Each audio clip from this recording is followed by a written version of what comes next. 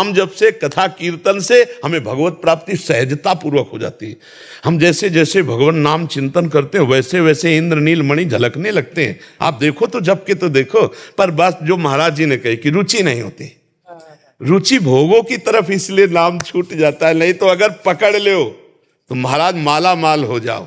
बाहरी और भीतरी दोनों संपत्तियां, बाहरी और भीतरी दोनों संपत्तियां, यही परलोक सकल सुख पावत मेरी सो भैया कृष्ण गुण संचो, यही परलोक और बाहरी और भीतरी दोनों संपत्तियां नाम में छुपी हुई है।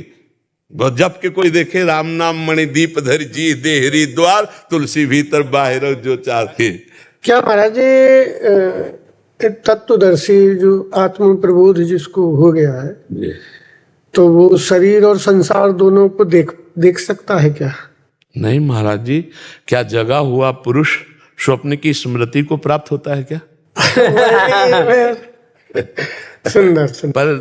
पर दृष्टि अलग, दृष्टि अलग अलग, दृष्टि अलग। जग जग या जानी तवे जग जागा, जे जाने जग जाए हेराई और जागे जथा सुपल भ्रम जाई। हाँ, पहले संसार जिस रूप में दिखाई दे रहा था वो रूप नहीं रहता, रहता है पर हाँ वो रूप नहीं रहता। पहले रस्सी में सर्प था, अब रस्सी दिखाई देती है। मत्ता परतरम नान्यत किंचित अस्ति धनंजय, वो एक मात्र प्रभु दिखाई। महाराज जी व्यवहार में फर्क होता है क्या? आपको हम सच्ची बताएं, उससे व्यवहार और परमार्थ जो कुछ होता है केवल भगवान से होता है। अंतःकरण में भगवान बैठे होते हैं, वही करा रहे होते हैं, कुछ नहीं, बिल्कुल ना एक चेष्टा होती है और बहुत सी सब धर्म पूर्वक चेष्टाएं होती है। न एक शब्द बोलता है और बहुत से प्रवचन भी होते हैं, बहुत से विश्व लेवल के कार्य भी होते हैं, लेकिन वो कोई करता नहीं होता। केवल भगवान ढांचे के अंदर भगवान बैठकर केवल कर रहे हैं। उससे पूछो तो वो जब प्रारब्ध कर्म जो है भोगने के लिए जिनको बाध्य होना पड़ता है क्या महाराज? जब भोगते नहीं बचा तो बाध्य किसको होना पड़ेगा? भोगते नहीं बचा, कर्तव्य खत्म। जब कर्तव्य तो नहीं बचा तो भोगता ही नहीं बचा। मैं इसलिए आपसे पूछा, हमारे गुरुजी जाते समय अंतिम समय 100 साल में गए, 2 महीना थोड़ा बिस्तर में पड़े रहे। नहीं तो महाराज जी एक बार पूछे, इनके जो हनुमान टिकरी वाले महाराज जी बहुत प्रसिद्ध थे वो, मतलब आप तो इतना साक्षात राधा रानी का साक्षात्कार किए हैं, ठाकुर जी का साक्षात्कार किए हैं, इतना कष्ट क्यों पा?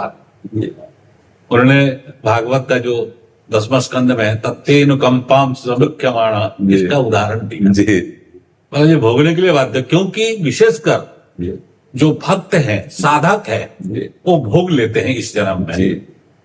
महाराज ज्ञानी को भी शरीर में प्रारब्ध आता है, ज्ञानी को भी आता है प्रारब्ध। बड़े बड़े ज्ञानी महापुरुषों, तत्व ज्ञानियों को भी देखा है, गंगा किनारे है ना, तो शरीर की दशाएं होती, पर महाराज जी शरीर दशा में वो नहीं होते। शरीर की दशाएं तो देखिए, लेकिन शरीर दशा में वो नहीं होते।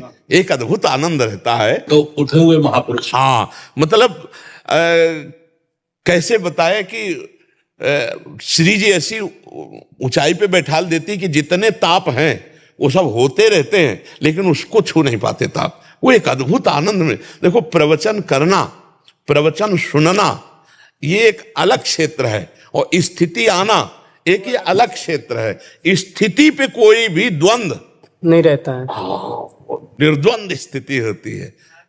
आपका दर्शन हो गया, ये बहुत बड़ी बात है।